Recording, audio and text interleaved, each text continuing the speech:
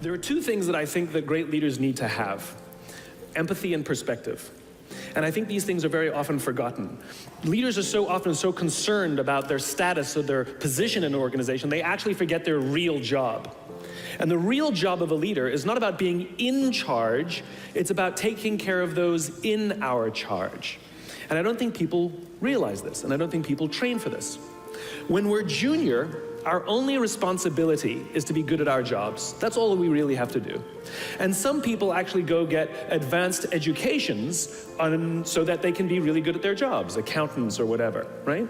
And you show up and you work hard, and the company will give us tons and tons of training how to do our jobs. They'll show us how to use the software, they'll send us away for a few days to get trained in whatever it is that we're doing for the company. And then they expect us to go be good at our jobs. And that's what we do. We work very hard. And if you're good at your job, they'll promote you. And at some point, you'll get promoted to a position where we're now responsible for the people who do the job we used to do, but nobody shows us how to do that.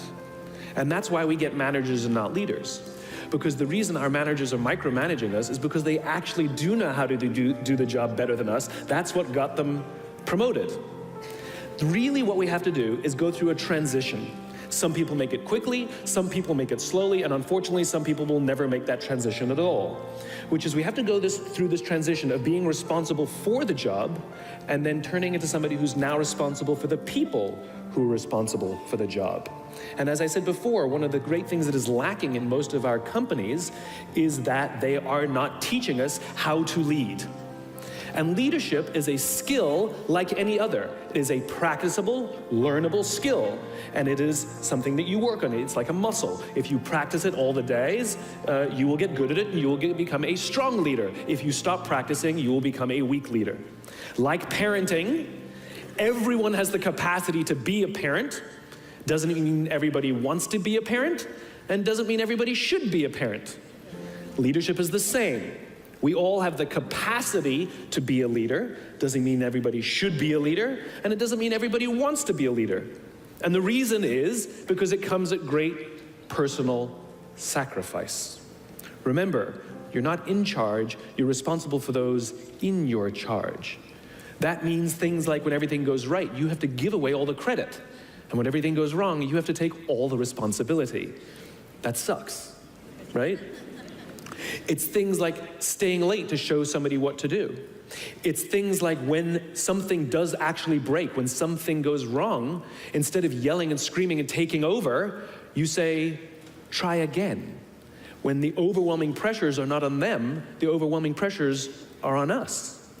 At the end of the day, great leaders are not responsible for the job. They're responsible for the people who are responsible for the job. They're not even responsible for the results.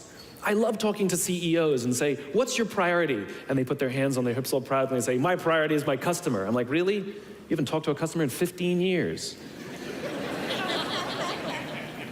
There's no CEO on the planet responsible for the customer. They're just not. They're responsible for the people who are responsible for the people who are responsible for the customer. I'll tell you a true story. A few months ago, I stayed at the Four Seasons in Las Vegas. It is a wonderful hotel. And the reason it's a wonderful hotel is not because of the fancy beds. Any hotel can go and buy a fancy bed. The reason it's a wonderful hotel is because of the people who work there. If you walk past somebody at the Four Seasons and they say hello to you, you get the feeling that they actually wanted to say hello to you. It's not that somebody told them that you have to say hello to all the customers, say hello to all the guests, right? You actually feel that they care. Now, in their lobby, they have a coffee stand. And one afternoon, I went to buy a cup of coffee, and there was a barista by the name of Noah who was serving me. Noah was fantastic. He was friendly and fun, and he was engaging with me, and I had so much fun buying a cup of coffee, I actually think I gave 100% tip, right? He was wonderful. So as is my nature, I asked Noah, do you like your job? And without skipping a beat, Noah says, I love my job. And so I followed up. I said, what is it that the Four Seasons is doing that would make you say to me, I love my job? And without skipping a beat, Noah said, throughout the day, managers will walk past me and ask me how I'm doing, if there's anything that I need to do my job better. He said, not just my manager, any manager. And then he said something magical. He says, I also work at Caesar's palace. And at Caesar's palace, the managers are trying to make sure we're doing everything right. They catch us when we do things wrong. He says, when I go to work there, I like to keep my head under the radar and just get through the day so I can get my paycheck. He says, here at the Four Seasons, I feel I can be myself. Same person, entirely different experience from the customer who will engage with Noah. So we in leadership are always criticizing the people. We're always saying, we got to get the right people on the bus. I've got to fill my team. I've got to get the right people. But the reality is, it's not the people. It's the leadership. If we create the right environment, we will get people like Noah at the Four Seasons. If we create the wrong environment, we will get people like Noah at Caesar's palace. It's not the people. And yet we're so quick to hire and fire. You can't hire and fire your children. If your kids are struggling, we don't say, you got to see at school, you're up for adoption. So why is it that when somebody has performance problems at work, why is it that our instinct is to say, you're out? We do not practice empathy. What does empathy look like? Here's the lack of empathy. This is normal in our business world. You walk into someone's office, someone walks into our office and says, your numbers have been down for the third quarter in a row. You have to pick up your numbers, otherwise I can't guarantee what the future will look like. How inspired do you think that person is to come to work the next day? Here's what empathy looks like. You walk into someone's office, someone walks into your office and says, your numbers are down for the third quarter in a row. Are you okay? I'm worried about you. What's going on? We all have performance issues. Maybe someone's kid is sick. Maybe they're having problems in their marriage. Maybe one of their parents is dying. We don't know what's going on in their lives. And of course it will affect performance at work. Empathy is being concerned about the human being, not just their output. We have, for some reason, our work world has changed over the past 20 and 30 years. We are suffering the side effects of business theories left over from the 80s and 90s. And they are bad for people, and they are bad for business. Let me give you an example. The concept of shareholder supremacy was a theory proposed in the late 1970s. It was popularized in the 80s and 90s. It is now standard form today. You talk to any public company and you ask them their priority and they say maximize shareholder value. Really? That's like a coach prioritizing the needs of the fans over the needs of the players. How are you going to build a winning team with that model? But that's normal today. We don't even perceive it as broken or damaged or wrong or outdated.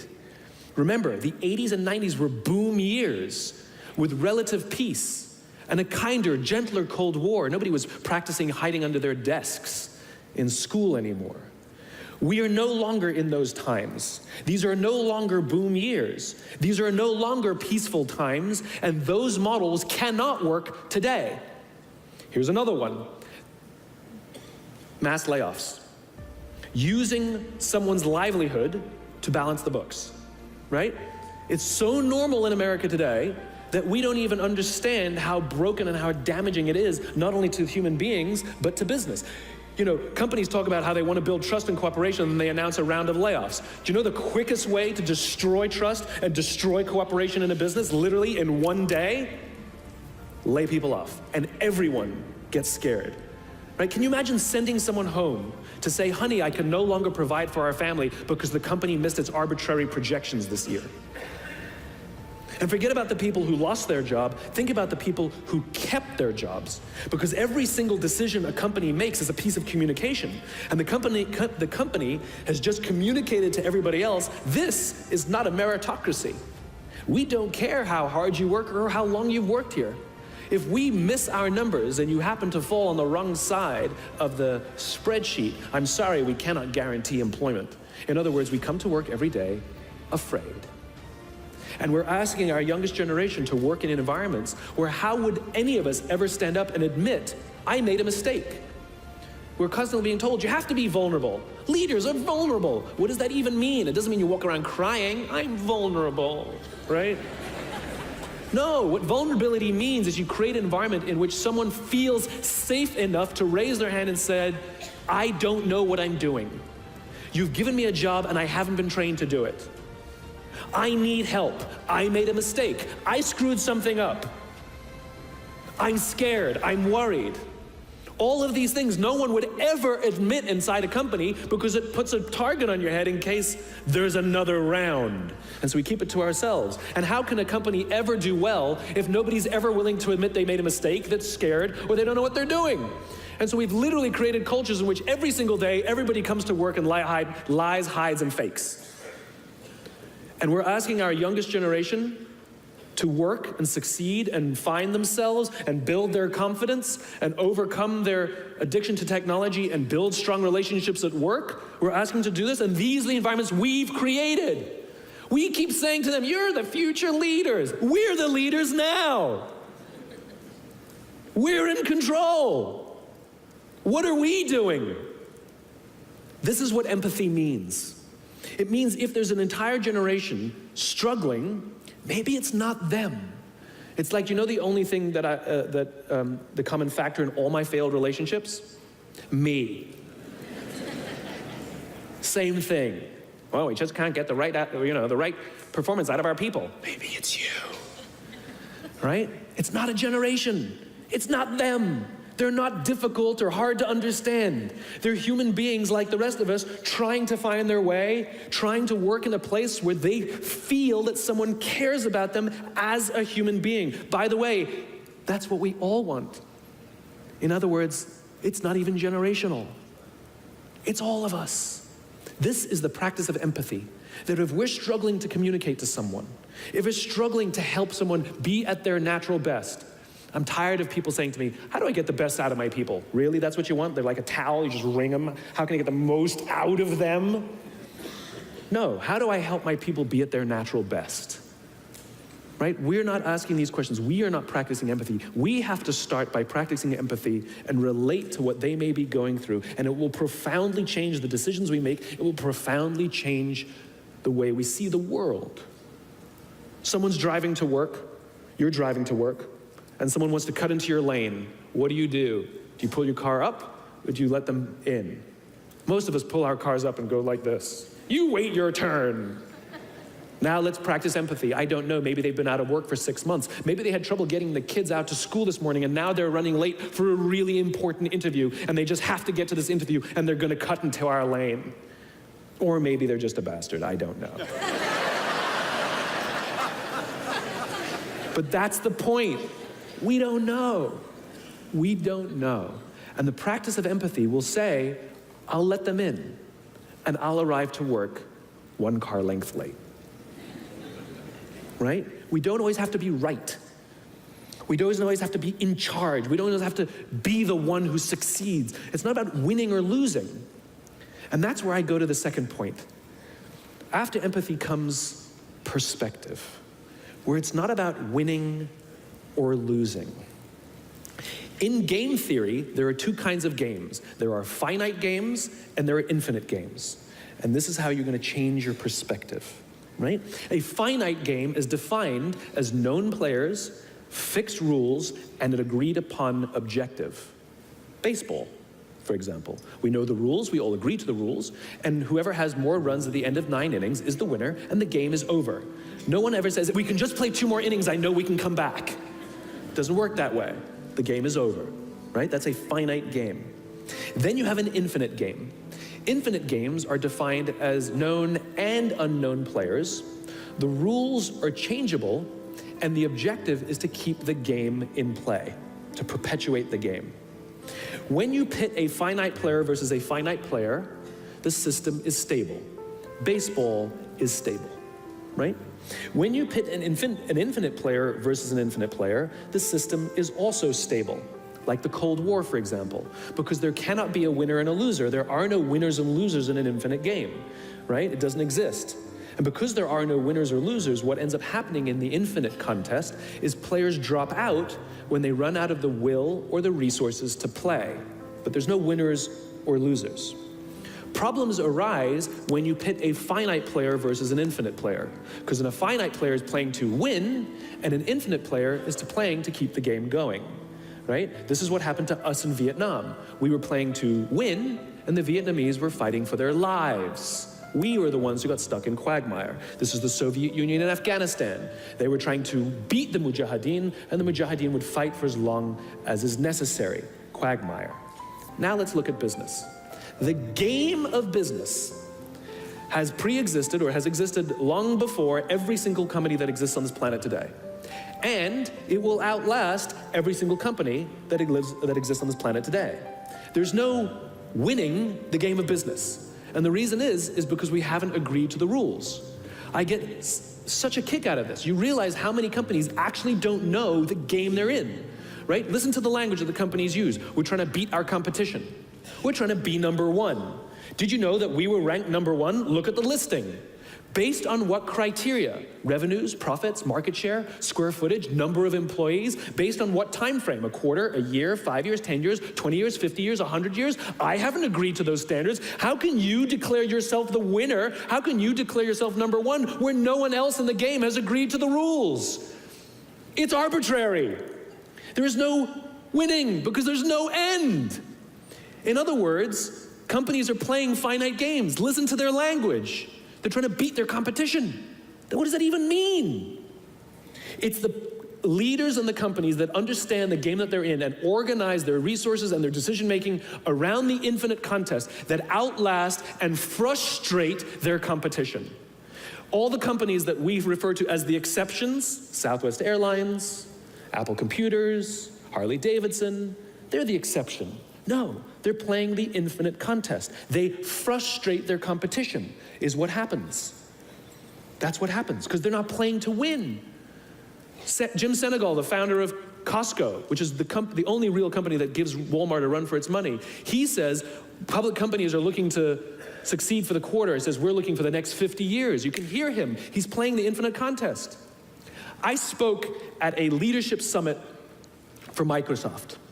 I also spoke at a leadership summit for Apple. Now, at the Microsoft summit, I would say 70% of the executives, and this was under the Steve Ballmer days, I would say about 70% of the executives spent about 70% of their presentations talking about how to beat Apple. At the Apple summit, 100% of the executives spent 100% of their presentations talking about how to help teachers teach and how to help students learn. One was obsessed with their competition, the other one was obsessed with where they're going. So at the end of my presentation at Microsoft, they gave me a gift. They gave me the new Zune, which was the competitor to the iPod Touch when it was a thing, right? And I have to tell you, this piece of technology was spectacular. It was beautiful. The user interface was incredible. The design was amazing. It was intuitive. It was one of the most beautiful, elegant pieces of technology I'd ever seen. Right? Now, it didn't work with iTunes, which is an entirely different problem. I couldn't use it. But that's something else.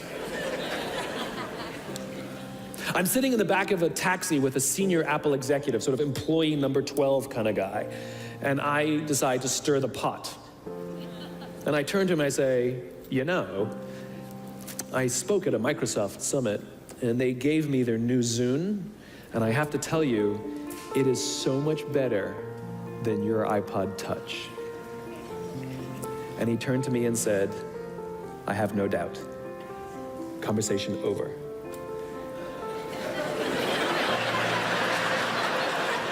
Because the infinite player isn't playing to be number one every day with every product.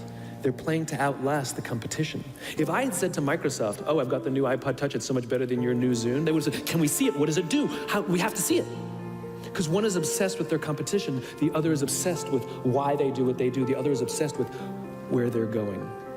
And the reason Apple frustrates their competition is because secretly, they're not even competing against them. They're competing against themselves. And they understand that sometimes you're a little bit ahead, and sometimes you're a little bit behind. And sometimes your product is better, and sometimes you're not. But if you wake up every single morning and compete against yourself. How do I make our products better than they were yesterday? How do I take care of our customers better than we did yesterday? How do we advance our cause more efficiently, more productively than we did yesterday? How do we find new solutions to advance our calling, our cause, our purpose, our belief, our why every single day? What you'll find is over time, you will probably be ahead more often. Those who play the infinite game understand it's not about the battle, it's about the war.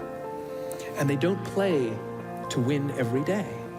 And they frustrate their competition until their competition drops out of the game. Every single bankruptcy, almost every merger and acquisition is basically a company saying we no longer have the will or the resources to continue to play, and we have no choice to either drop out of the game or merge our resources with another player so that we can stay in the game. That's what that is. And if you think about the number of bankruptcies and mergers and acquisitions, it's kind of proof that most companies don't even know the game they're in. You want to be a great leader, start with empathy. You want to be a great leader, change your perspective and play the game you're actually playing. Thank you very much.